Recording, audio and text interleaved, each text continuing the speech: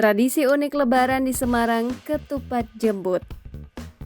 Weh-wehan ketupat jembut atau saling memberikan ketupat menjadi pemandangan khas saat perayaan Syawalan di Kelurahan Padurungan Tengah, Padurungan, Kota Semarang.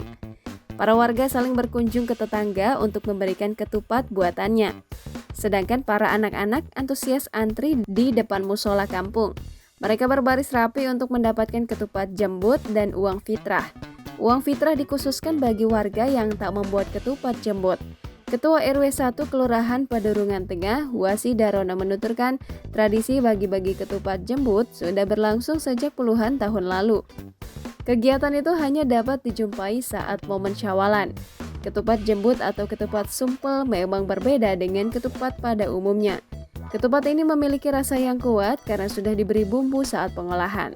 Ciri khas ketupat jembut terletak pada tambahan kecambah di tengah ketupat. Ketupat akan dibelah saat matang sehingga menyembul kecambah sampai keluar. Tonjolan kecambah itulah yang mungkin disebut sebagai ketupat jembut.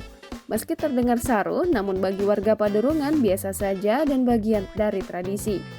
Ketupat jembut nikmat disantap, dicampur dengan lalapan sayuran atau urap.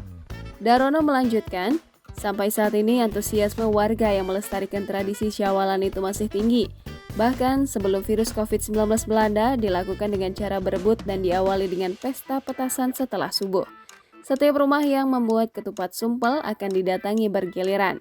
Dia menjelaskan tradisi itu memang dilakukan orang dewasa dan diperuntukkan untuk anak-anak sebagai simbol untuk meneruskan tradisi ke generasi yang lebih muda.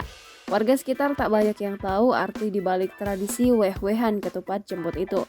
Meski demikian, tradisi ini merupakan sarana menjalin rasa kebersamaan dan saling berbagi kepada sanak saudara dan lingkungan sekitar. Jangan lupa subscribe, share, komen, dan like ya!